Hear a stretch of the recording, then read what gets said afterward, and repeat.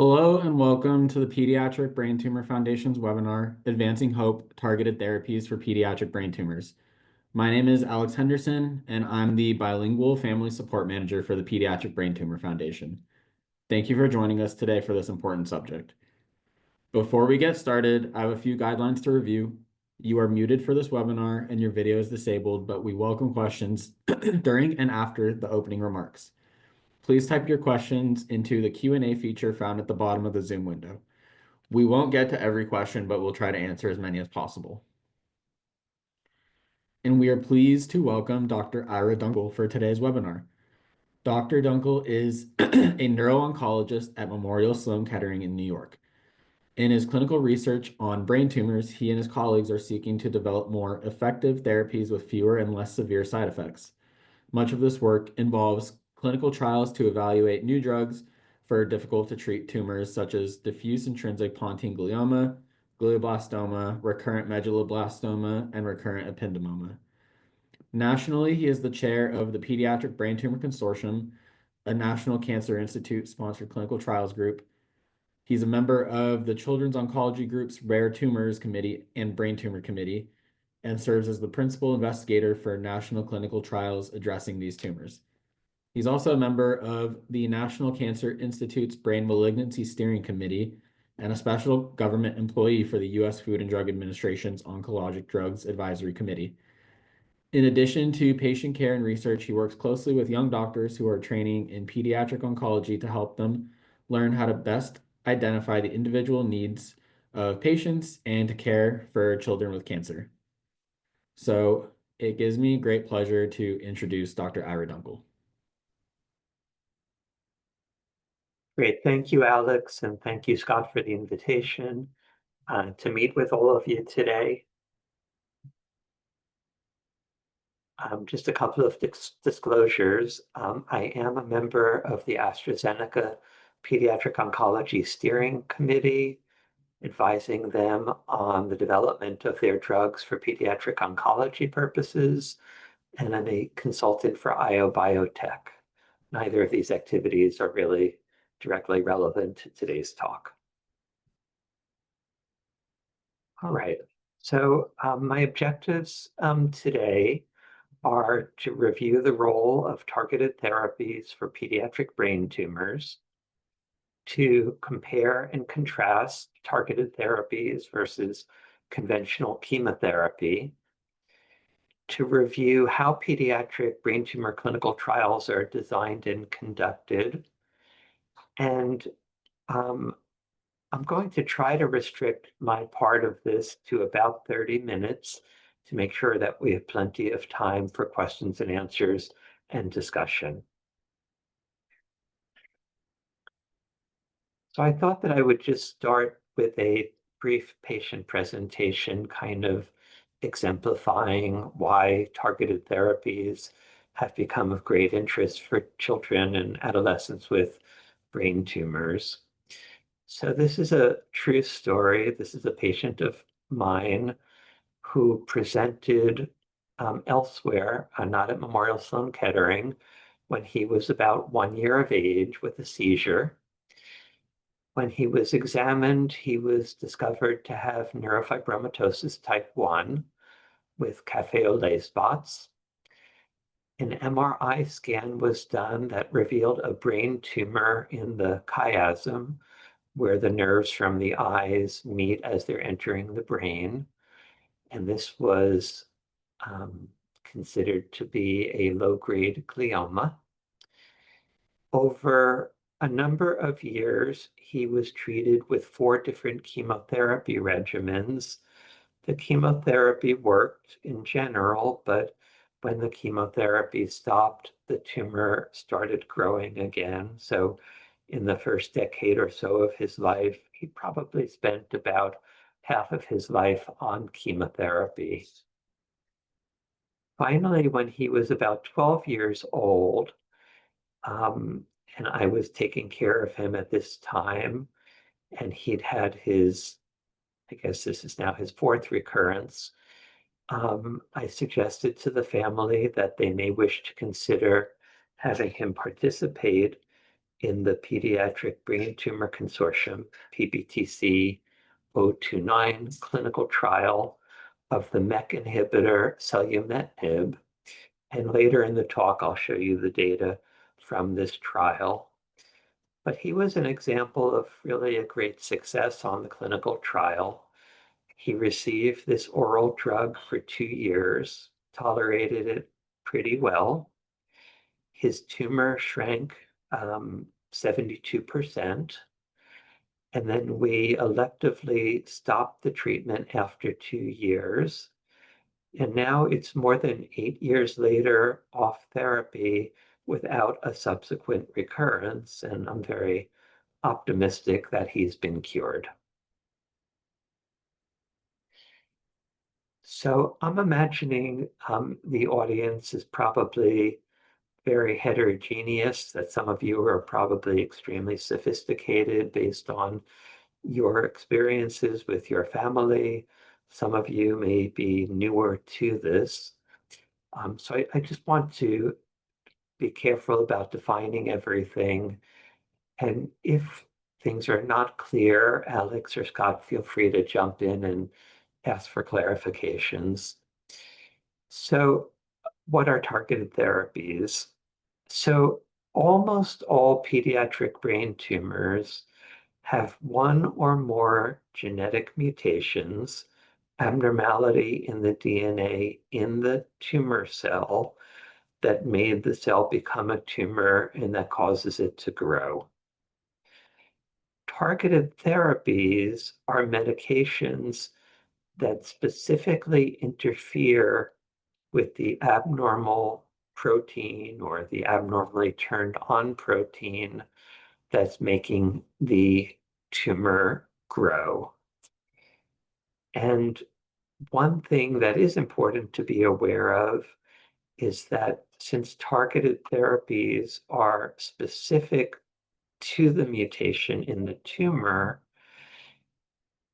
each mutation or each gene that's mutated will likely need a different targeted therapy medication, or many of them will need different targeted therapy medications.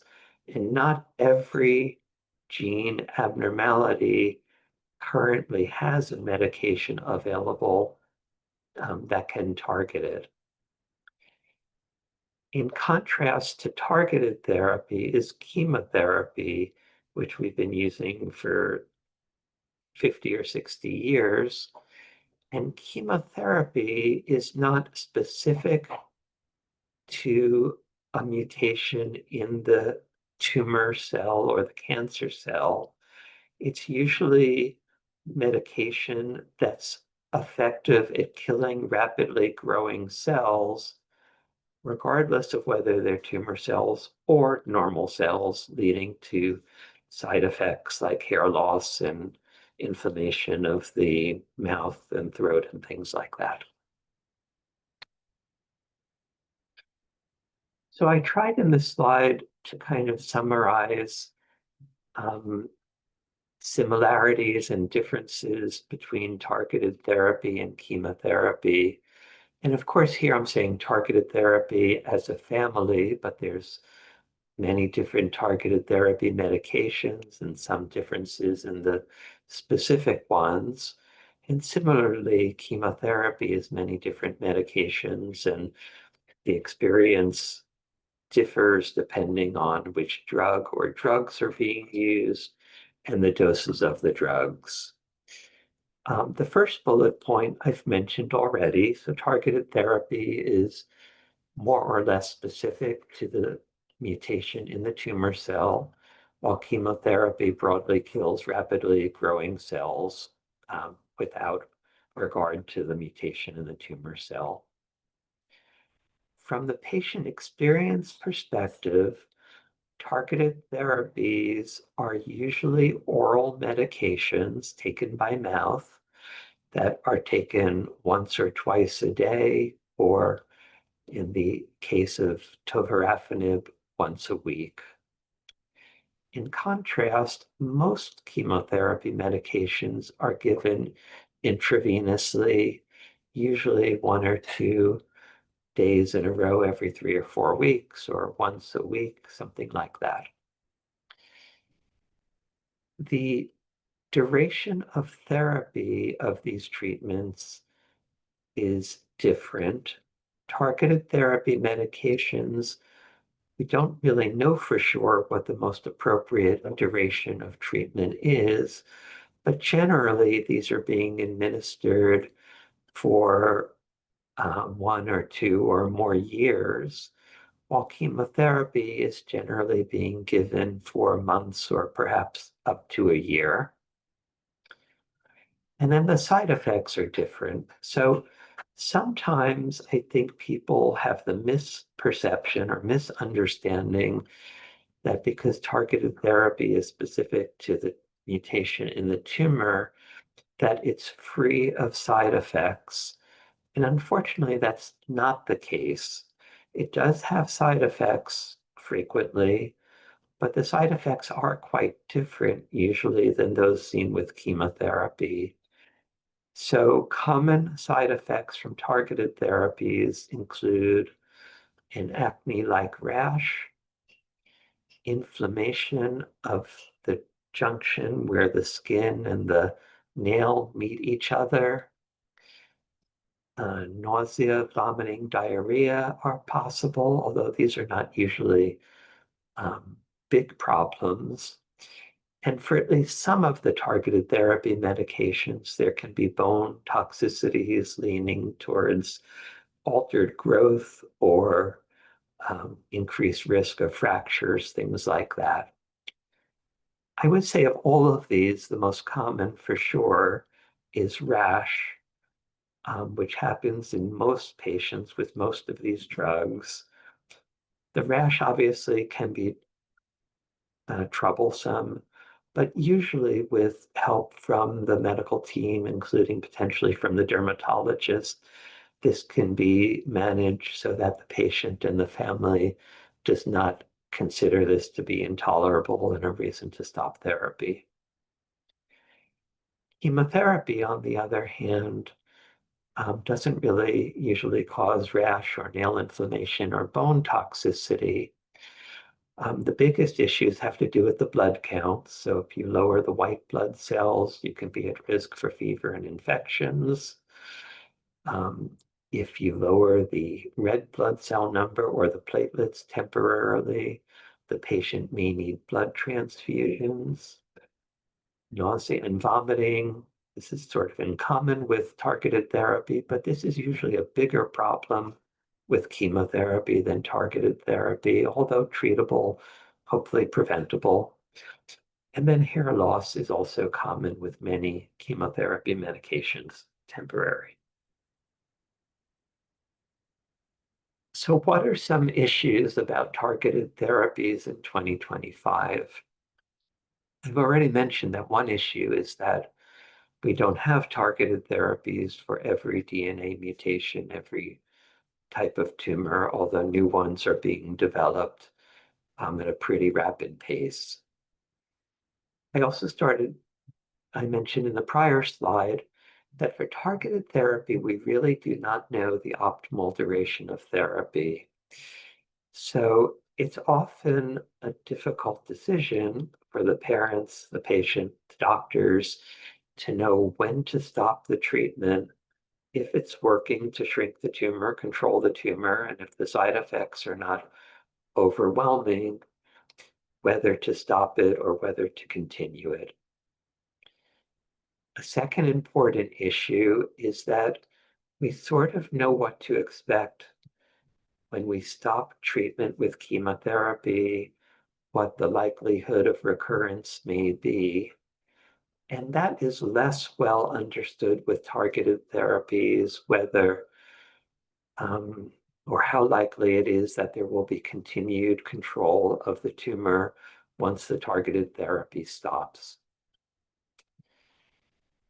I saw some of the questions that some of you submitted beforehand, and we'll talk about them in a little bit, but there are definitely uncertainty regarding the effects of targeted therapy, such as any possible impact on fertility in the future.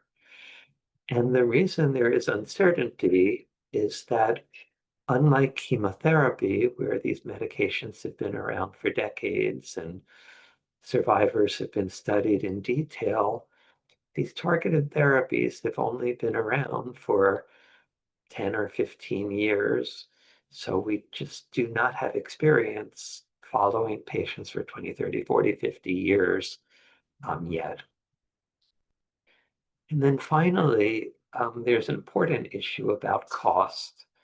So of course, every family wants whatever is best for their child or family member, and cost is a secondary consideration. But cost is important if your insurance is not going to pay the complete cost of the care. And chemotherapy is much less expensive than targeted therapy, although chemotherapy can be associated with cost for hospitalizations and infections and blood transfusions and things like that. But the medications themselves are usually not terribly expensive, while the cost of targeted therapies generally is on the order of several $100,000 per year. So, of course, if insurance is not paying the total cost or the vast majority of the cost, the expense of targeted therapies can be extremely burdensome and prohibitive for the families.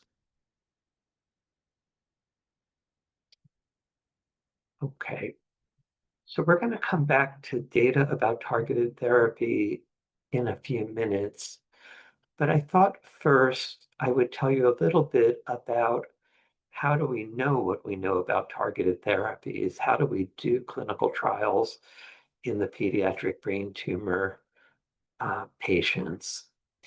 So these clinical trials are often performed by hospitals, by cancer centers or children's hospitals, either alone or working together in academic consortia. As Alex mentioned, I'm the chair of one of these consortia, the PBTC, but there are other important consortia in North America, PNOC and COG, PEP-CTN, and CONNECT. And separate from the hospitals or academic physicians, sometimes these clinical trials are being organized and coordinated by pharmaceutical companies with the participation of doctors and nurse practitioners at your hospitals. So PBTC, the consortia that I lead, was formed in 1999. Our mission is to rapidly conduct novel early phase clinical trials of new agents, treatment delivery techniques, and radiation therapy strategies in pediatric patients with primary brain tumors. And we generally do the early phase clinical trials. So our trials are usually including 20 to 50 patients, something like that. And if things are looking promising, we export our ideas to the Children's Oncology Group for larger scale evaluation. And I'll show you an example of this later in the talk.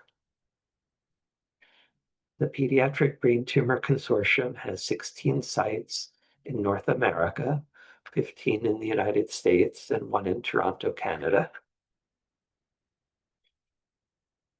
In the roughly 25 years we've been in existence, we've completed 42 treatment studies. We currently have 5 treatment studies open, enrolling patients. We've enrolled more than 2,000 patients on our trials. And we've also done some non-treatment studies regarding MRI scans and PET scans and biology studies and things like that. So how are these trials developed? So in general, new ideas are brought to the group by doctors and scientists at the hospitals that make up the PBTC. Sometimes ideas are brought to us from pharmaceutical companies that don't wish to run the study, but wish us to consider running a study of their medication. Sometimes these studies are suggested to us by the National Cancer Institute, their CTEP division that sponsors the PBTC. And sometimes doctors and scientists from hospitals that are not part of PBTC come to us to propose an idea. And if their idea is developed into a trial, their hospital is a temporary member of the PBTC. When these ideas are brought to us, there's a pretty rigorous review internally and externally where the briefer proposal, the concept proposal, is reviewed by the PBTC membership and our scientific committee. And probably about 1/3 of the proposals are approved for development into a study, and about 2/3 are disapproved because of scientific concerns, things like that.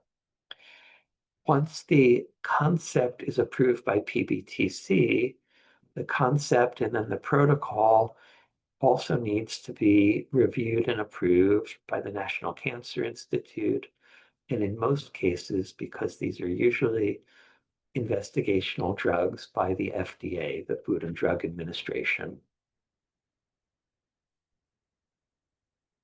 So I know some of the questions that came in had to do with rapidity of developing clinical trials in the process. So just briefly to mention a few things about this. So when we're developing clinical trials for children with brain tumors, there's definitely a number of issues to take into consideration. So usually these medications have had some evaluation in adults, and usually we have knowledge about side effects to expect and the dose that is appropriate in adults. But usually these have not previously been given to children. So there is a possibility that we'll encounter side effects in children that were not expected, and we don't know the dose immediately in children.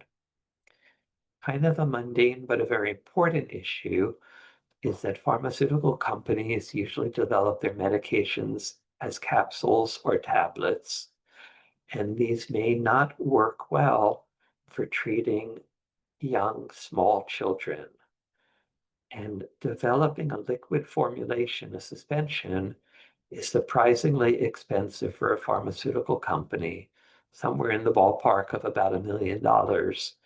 So usually when we're starting these trials, the pharmaceutical company has not invested in developing a liquid formulation, although sometimes that does happen subsequently if the medication is demonstrating promise in children.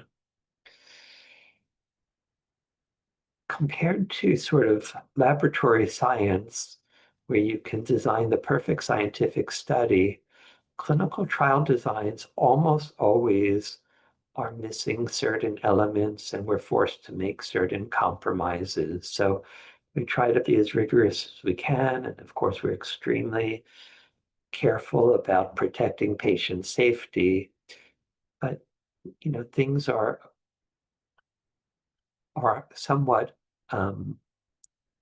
imperfect and require some compromises to design and conduct these trials.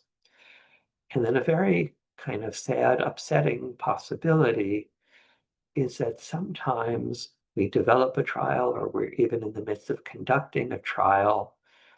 And if the medication was also being developed for an adult tumor, let's say breast cancer or colon cancer, and ultimately the clinical trials in adults are not as promising as the company was hoping for, we may lose access to the drug. The companies may decide to stop development of the drug.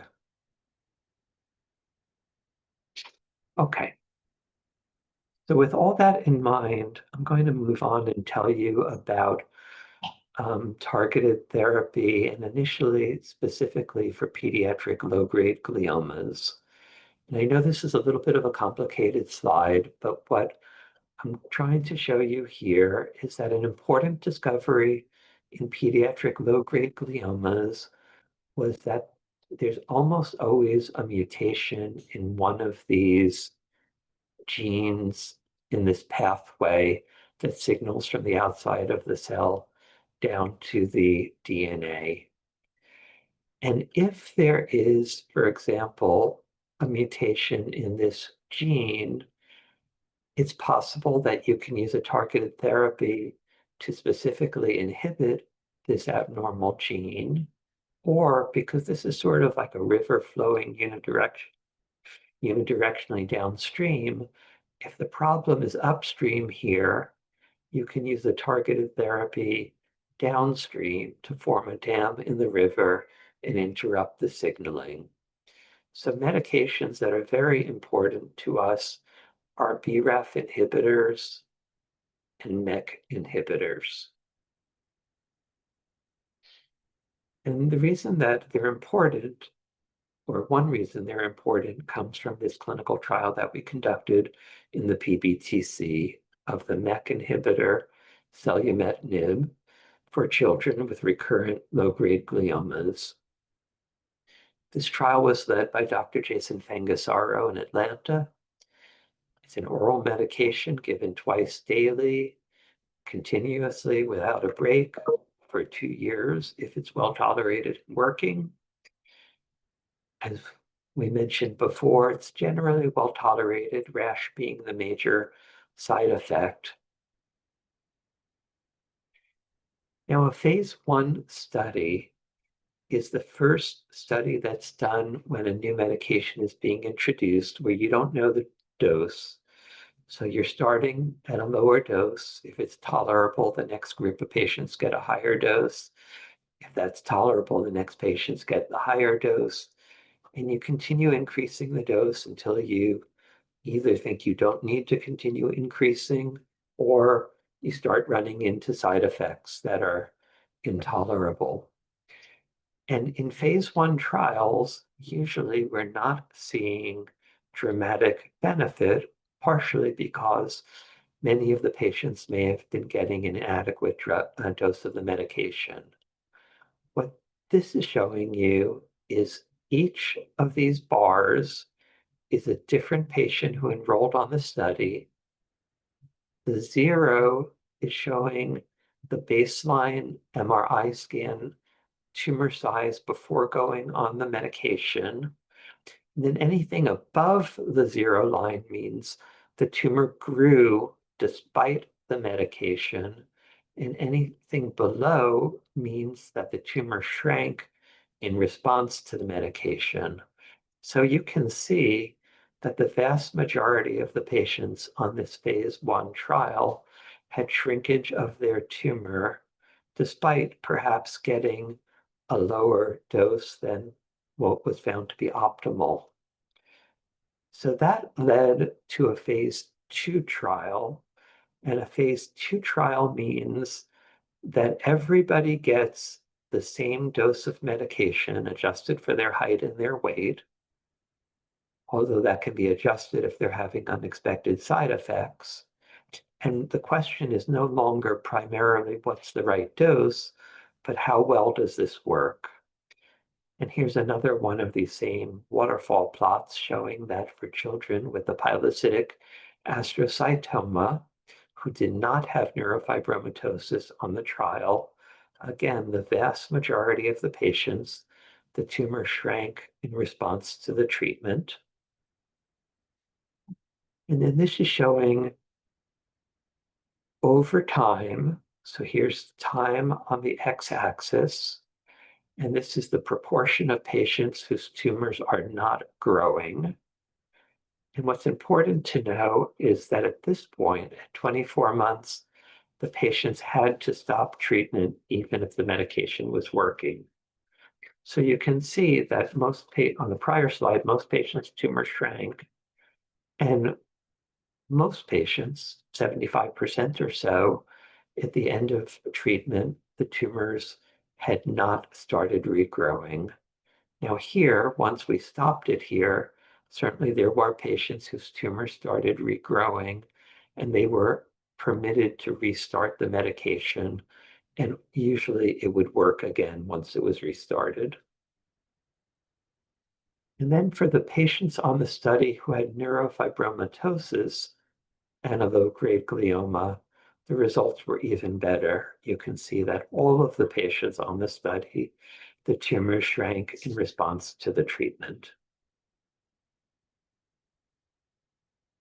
And this just shows that if the tumors, well, these are preliminary data. The other data I show you have been published, and those are sort of definitive. These are preliminary data, but at the preliminary presentation that Dr. Fangasara made, 21 of the 50 patients on part of the study had tumor growth at some point. 7 of them, it was while they were still on treatment, the treatment stopped working. And 13, it occurred after they stopped the treatment. And if the tumor was going to grow after the treatment was stopped, it generally happened pretty quickly, usually at the first or second MRI scan. But at least at this preliminary time of analysis, most of the patients, the tumor had not started regrowing after stopping the selumetinib. So these promising data led us to share these results with the much larger children's oncology group, and they developed 3 phase 3 larger trials comparing selumetinib, the targeted therapy, against standard chemotherapy for patients with newly diagnosed pediatric low-grade glioma with NF1, a separate trial for newly diagnosed low-grade glioma who do not have NF1, and a separate trial for patients with recurrent low-grade glioma without NF1. So obviously I spent a lot of time talking about the PBTC trial of selumetinib, but there are other real successes too. So for low-grade glioma, Novartis, the pharmaceutical company, did a trial comparing 2 medications, dabrafenib and trametinib, with chemotherapy, and demonstrated that at least in short-term outcomes, dabrafenib and trametinib appeared to be more effective.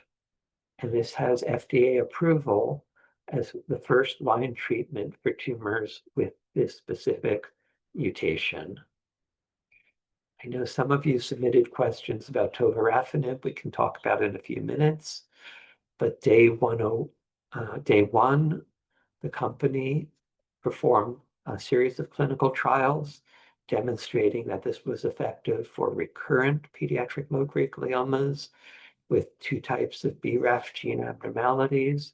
This led to FDA approval, a secondary treatment, and then larotrectinib has been approved by the FDA for tumors, often low-grade or high-grade gliomas, with a different genetic abnormality, an NTRK gene abnormality.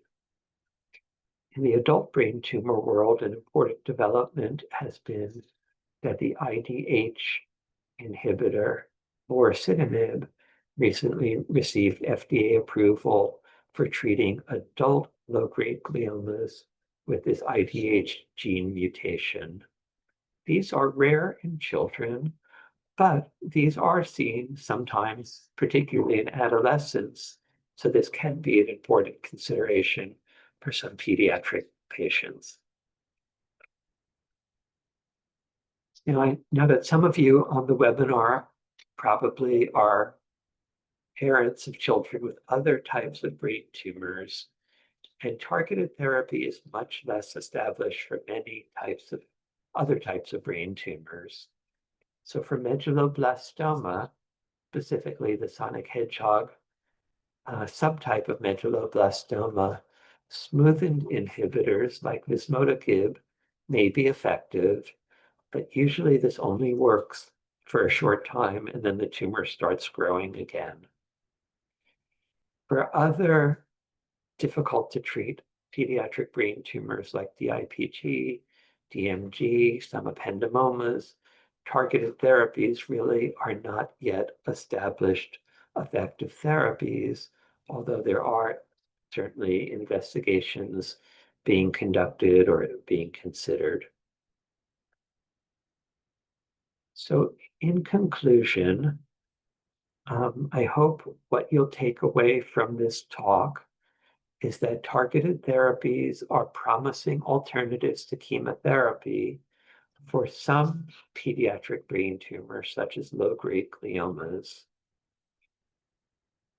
Targeted therapies and chemotherapies have very different pros and cons that need to be considered by the patients, the parents, and the oncologists.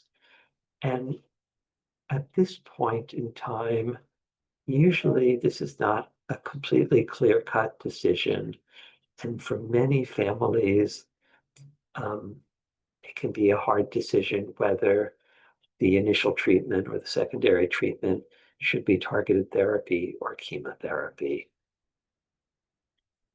So thank you very much for your attention, and I'll look forward to the question and answer discussion part of the session.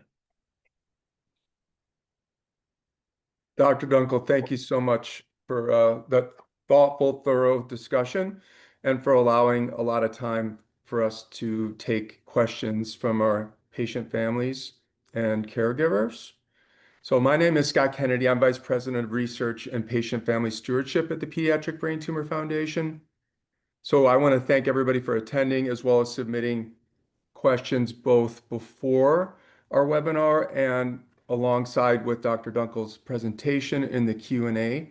If you do have questions, I'll remind you to submit them at this time or between now and when we finish. We'll do our very best to cover all the questions that you have. Dr. Dunkel, I want to go to one of the questions related to the PBTC trial you talked about, the selumetinib. One of the attendees wanted to know, with the results showing a reduction in tumor size, were these patients previously on chemotherapy and then stopped the chemotherapy prior to the new medication? Thank you, Scott. So the PBTC trial was exclusively for patients with recurrent disease, and they all had received one or in some cases many prior treatments. And in most cases, that was one or more types of chemotherapy, although it certainly could be radiation and several surgeries and things like that. Okay, great. Yeah, thank you for your questions. They're starting to come in. Specific to some of the tumors that you mentioned that are non-low-grade glioma that can be challenging, there's a lot of questions about some of the, more, I guess I'll call them rare, but within embryonal tumors, tumors such as pineoblastoma or ATRT specifically, are we getting to a place where there's going to be more therapies coming that are specific to those types of tumors? What type of pipeline do we have, or what's currently available? Yes, so I think that those are good examples of types of pediatric brain tumors for which we do not currently have targeted therapies.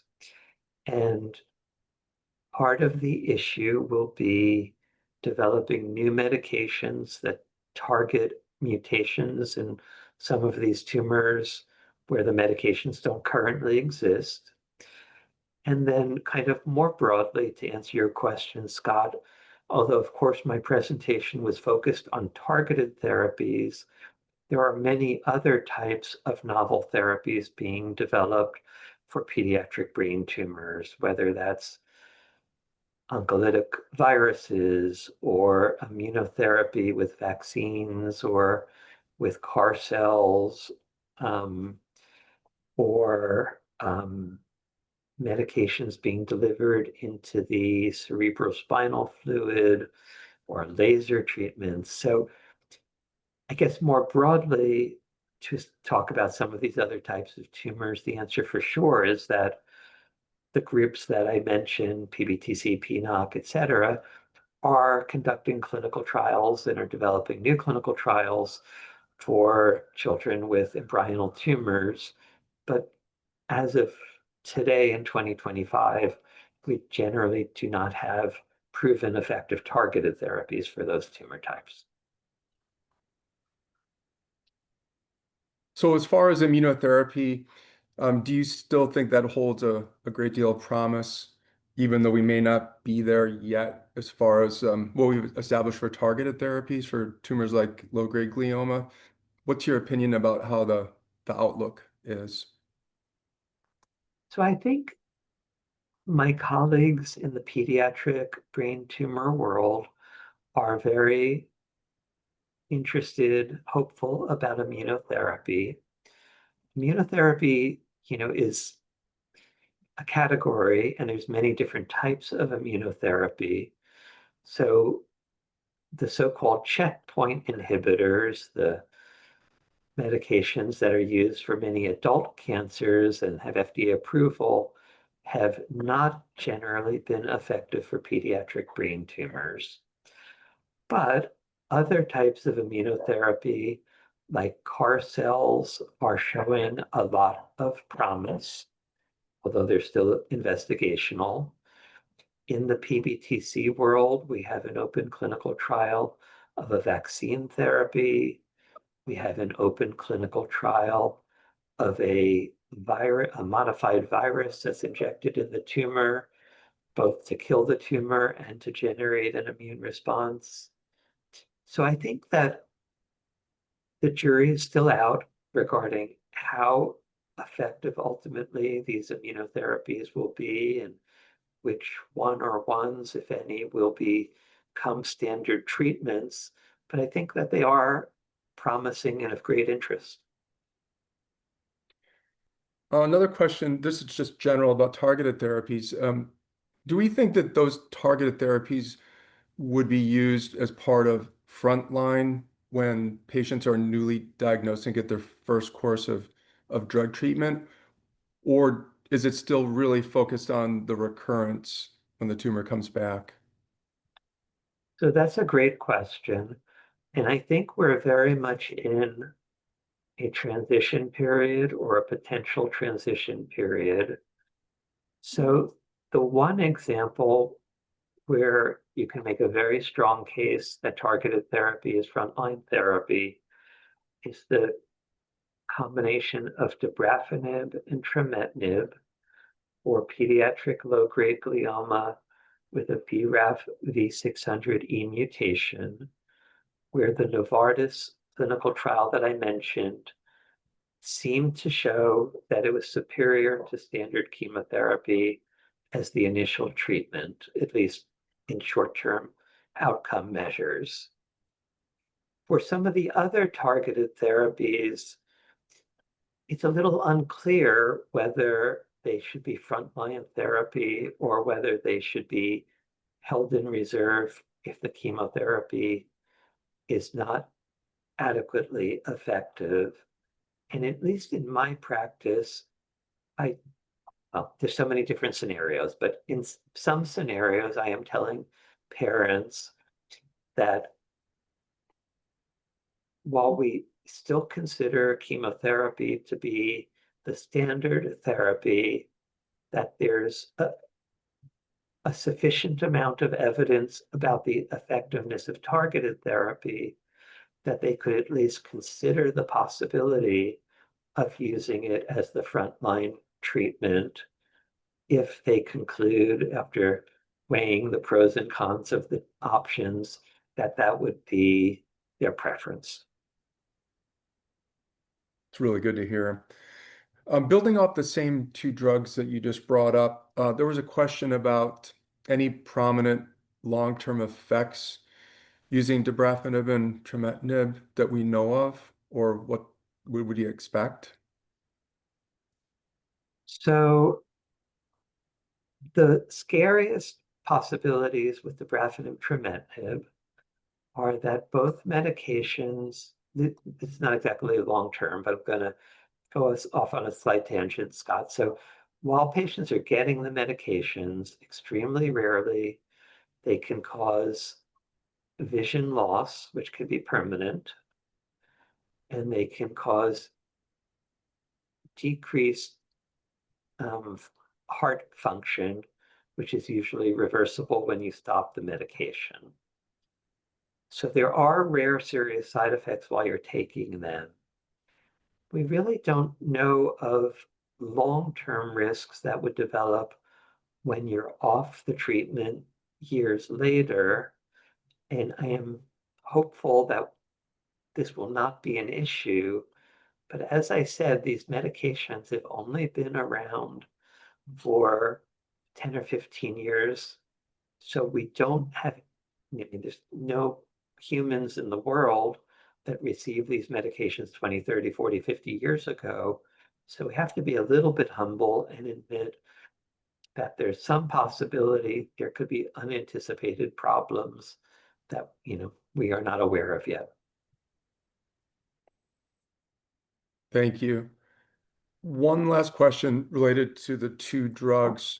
It was specific to uh, a grade 3 tumor and whether if they slowly weaned off the drugs, that there would be um, stability so that there wouldn't be a risk of recurrence. Yeah, so that's a good prompt. I think I didn't mention it in the presentation, but for high-grade gliomas in children and adolescents that have the BRAF V600E mutation, there are data suggesting that the dabrafenib and trametinib are a good treatment, perhaps better than chemotherapy, although the definitive clinical trial about that has not really been done to be absolutely certain. So for sure, those are medications that are important considerations for grade 3 astrocytomas with that specific mutation. When to stop the medication, whether to stop it abruptly or to wean it off, how likely it is that the tumor will start growing again at that point. Those are all things that, we really don't have um, um, adequate clinical trial data to comment upon. Okay. There's a question about the use of targeted therapies that are either off-label or off-study. So you could, I guess, just give a brief overview of that, but the main question is the data being tracked for those types of use cases? So that's a good question.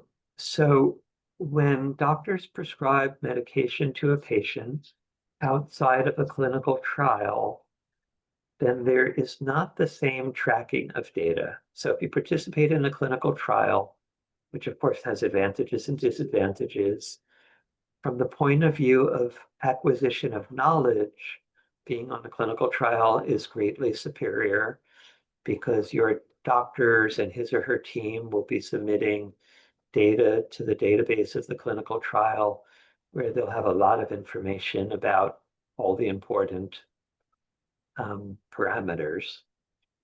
When a medication is prescribed outside of a clinical trial, then there is no, similar capture of the data, but your doctor's hospital may decide to participate or to initiate a retrospective clinical trial.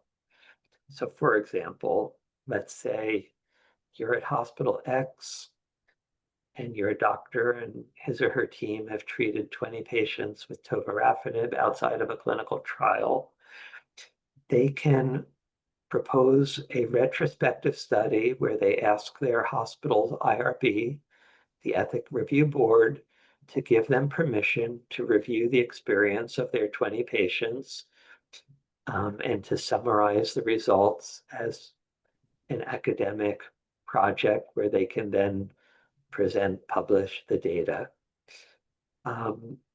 So you can capture data from patients who are not participating in a clinical trial, but for most patients who are not participating in a clinical trial, their data are not being captured and contributing to knowledge that will help other children in the future. This question is about not a targeted therapy, but something that's used, I guess, in several pediatric cancers. Valproic acid, there was a question about that and its utility or evidence of efficacy for pediatric brain tumors and specifically ependymomas. So valproic acid, which is an anti-seizure medication,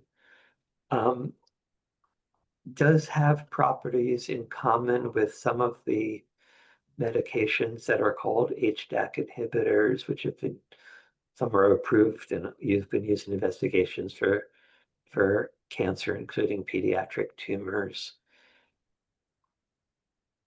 I would say that the results of using valproic acid for any type of pediatric brain tumor is sort of anecdotal and not extremely well established at this point. So I would characterize it as being an unanswered question, what the role of valproic acid may be. Okay, great. Back to the combination of dabrafenib and trametinib, it's mainly about discontinuing the use after a time period, let's say 2 years, and then this concern about disease recurrence. Is there evidence or data suggesting that, the likelihood of that, anything that's published yet? Yeah, so that's I think one of the most important unanswered questions in the targeted therapy field is how likely is it that the benefit of targeted therapy will persist once the medication is discontinued? And we're gathering information about that, but for sure, we know much, much less about that following discontinuation of targeted therapy than we do about following discontinuation of chemotherapy. So I showed you, for example, some preliminary data regarding discontinuation of selumetinib and the likelihood of recurrence. But the same issue is important for dabrafenib, trametinib, or tovorafenib, or other targeted therapies. And we really are still in the process of figuring that out. And this is another thoughtful question. I guess I'll think it's a two-part question, but can you comment on the utility of targeted therapies that are originally investigated for non-CNS cancers? And then secondly, what are some of the strategies being used or considered soon for getting promising targeted therapies to cross the blood-brain barrier successfully? So those are both great questions, Scott. Thank you. So the first question about targeted therapies being used for diseases outside the brain, being used for the brain. So that's in general how all of our targeted therapies, or almost all of our targeted therapies for pediatric brain tumors, have come around. So most pharmaceutical companies are not, pharmaceutical companies generally do good, important work, and the people who work there are smart, caring people. But from a corporate perspective, developing a medication exclusively for pediatric brain tumor is not usually their priority because of the tiny market, even should it work. But fortunately for us, pediatric brain tumors often have the same mutation that are seen in more common adult non-CNS tumors. So for example, the BRAF inhibitors and the MEK inhibitors were really developed for melanoma, the adult aggressive skin cancer. And once they demonstrated promise and were FDA approved for melanoma, then we were able to access them for investigation for pediatric brain tumors because the same mutation was present in the pediatric brain tumors that was seen in the melanoma. And there are other examples of this where medications being developed for an adult tumor kind of by accident, the pediatric brain tumor or the pediatric tumor has the same mutation that allows us to piggyback on what's being developed for the adult type of cancer. This remind me what the second question was, Scott? Sure. It was about strategies for crossing the blood-brain barrier for promising targeted therapies. Yeah, thank you. So that's also an interesting question because strategies are being developed for getting more drug to the brain tumor, so-called crossing the blood-brain barrier, which obstructs that process. For example, using focused ultrasound, or in the past using medications. But it is interesting to know that some of the medications that for sure work for targeted therapies that for sure work for pediatric brain tumors are predicted not to cross the blood-brain barrier very well. And probably what this is telling us is that the tumor itself is breaking down the blood-brain barrier sufficiently that even some medications that don't cross the blood-brain barrier in a healthy individual's body, the blood-brain barrier is impaired enough due to the tumor that the medication can be useful even without a strategy to further break down the blood-brain barrier. That's promising too. Another question that I'm going to combine in a two-parter. This is beyond targeted therapies, but really about emerging technologies. One of them is used in a clinical trial now. If you had any comments on the efficacy of Tumor Treating Fields device, and secondly, maybe you could just talk about what that is a little bit, and then secondly, a little broader about CRISPR gene modification technology that could be used specific to brain tumors who have predisposition syndromes like Gorlin syndrome or SUFU mutation. I'll remind you of that one if you need, but first on the Tumor Treating Fields device. Yeah, thank you, Scott. So for those of you who don't know, the tumor treating fields are a device called the Optune device. There's probably others also under investigation that I don't know of, but I think the first one was the Optune device. And this was developed by an Israeli company that had shown in the laboratory that low, I guess, voltage, low energy electrical fields had beneficial impact on tumors in the laboratory. So for adults with glioblastoma, the very aggressive, hard to treat type of brain tumor, they did a series of clinical trials where they demonstrated that this Optune device with tumor treating fields was beneficial when added to standard therapy. The way these work is that it's kind of almost like having an EKG done where there's an adhesive foam that's put rather than on the chest like an EKG, but put on the scalp. And then there are little leads like EKG leads that are hooked up to that. And then you carry around a battery pack. So you're constantly, for most of the day, getting this electrical fields treating your tumor. In general, the patients don't feel anything, although it can sometimes cause a little skin irritation. There is an open PBTC trial right now using these tumor treating fields for children with pontine DMG, DIPG in conjunction with radiation therapy. downsides to this are that you have to shave your head. So for some patients, of course, that could be upsetting and perhaps a deal breaker.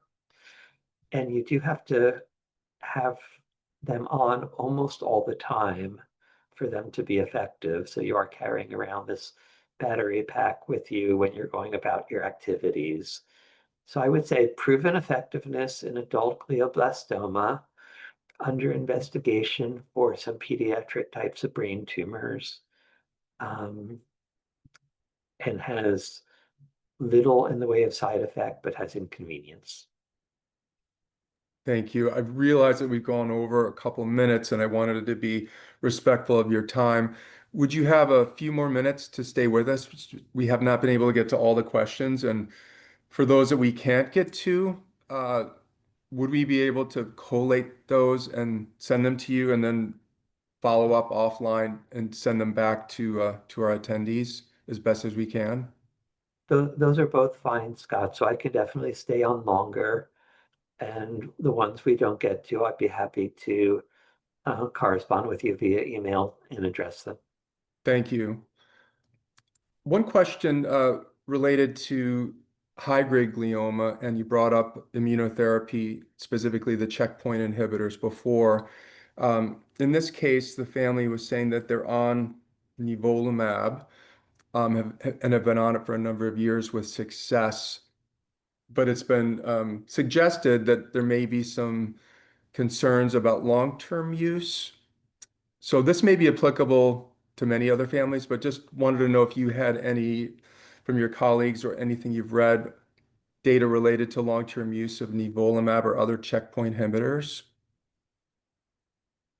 Well, I'm glad to hear that the patient is benefiting from the nivolumab. Um, this is, I think, a complicated question because in the melanoma world, at least, there's been a lot of question about what's the appropriate duration of therapy when things are going well. And in general, I may be out of date, but at least until recently, patients who were doing well with melanoma did not continue it, forever, that they would generally stop the treatment after 1 or 2 years, with the idea being that the biological effect of the treatment had a good chance of persisting even when the medication was discontinued. So, of course, I don't want to make a recommendation for the specific family and their child, but I guess I could say that there's certainly ample precedent for patients with aggressive tumors to electively discontinue nivolumab or other medications like that. There's a question related to medulloblastoma, which you've touched on previously. And I can understand where the parent is coming from. These are things that I think you and your colleagues probably share, but the question is related to not having many additional therapies for medulloblastoma, even though it's a highly prevalent form of pediatric brain tumor. So wanted to just hear your perspective on why that may be or what we could expect in the future. So I think that, well, as you and your audience know, medulloblastoma is the most common type of cancerous brain tumor in children.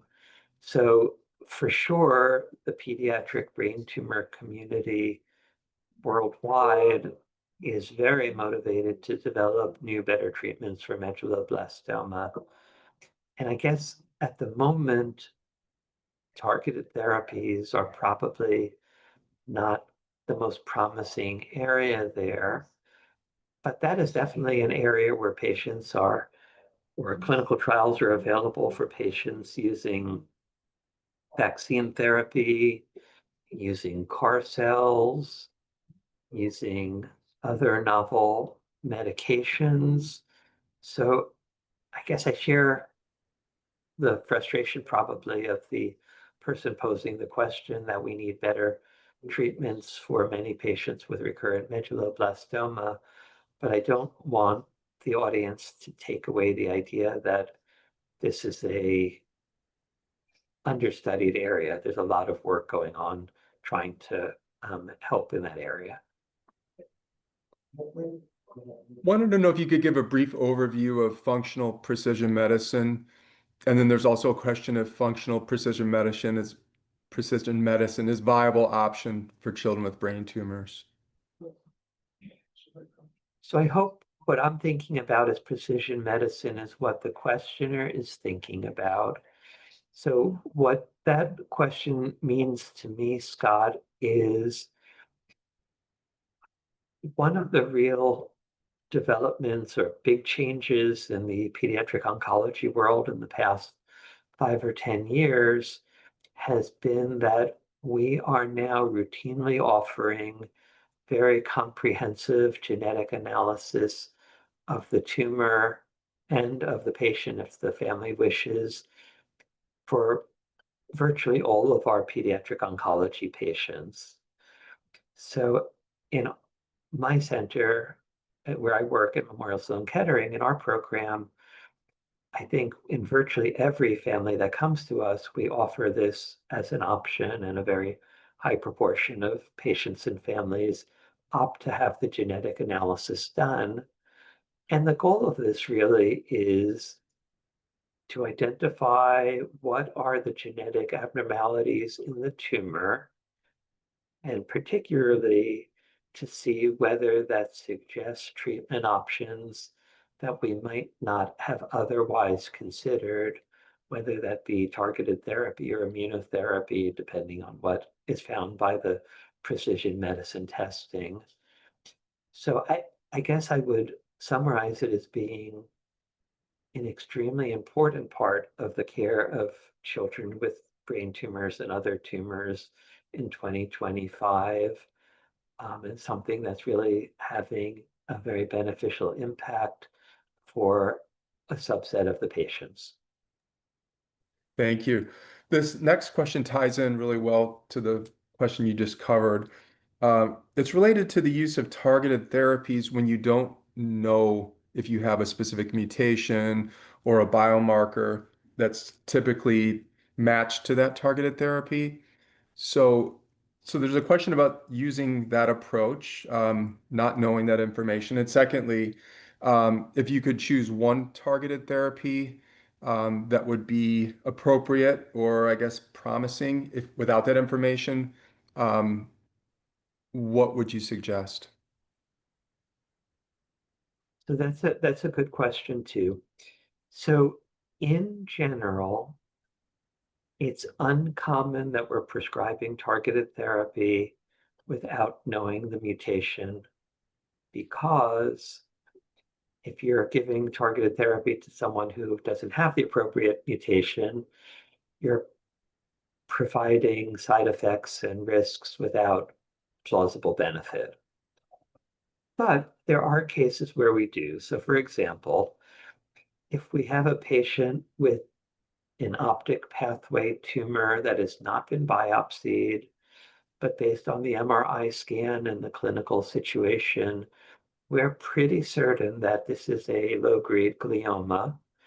We certainly can consider using a MEK inhibitor in that situation. I guess another thing, to go off on a slight tangent, is that sometimes you don't know the mutation because a tumor has not been biopsied. And in the past, that was the only way to figure that out. But in recent years, there's also been development of the so-called liquid biopsies, where you can do, or you can obtain cerebrospinal fluid from a lumbar puncture or a shunt tap, and you can study the CSF fluid to look for the tumor DNA mutation. So in some cases, that's a way of figuring it out, even if a biopsy is not safe or not possible for some other reason. I think we have time for just one more live question, and then I'll turn it over to Alex for concluding remarks. And I want to thank everybody for attending. And Dr. Dunkel, thank you so much for staying with us for all these important questions. This one question is related to, you mentioned MEK inhibitors, the use of MEK inhibitors on incidents of impacting bone growth or growth hormone issues. Have you heard any evidence of this, or should there be any concerns for parents to look out for this? So bone toxicity from targeted therapies is important for sure. And growth abnormalities or bone toxicity have been seen with medications like entrectinib and with tovorafenib. Some of these are temporary growth inhibition. With some smoothing inhibitors, it can be permanent growth inhibition. With others, it can be fractures. So in general, these are not major issues with MEK inhibitors, but bone toxicities are very important considerations, both when we're considering starting a treatment or for monitoring the patient if we start the treatment with the appropriate targeted therapies. Okay, thank you. I think we're just about up against our time. Yeah, I just wanted to thank you, Dr. Dunkel, for taking the time today and throughout the last month or so to keep meeting with me and Scott to prepare for this and uh, set up a really good presentation for all of our families and hospital partners. So I just want to extend my gratitude for that and to Scott as well for helping set this up. And I also want to thank our attendees for your participation and thoughtful questions.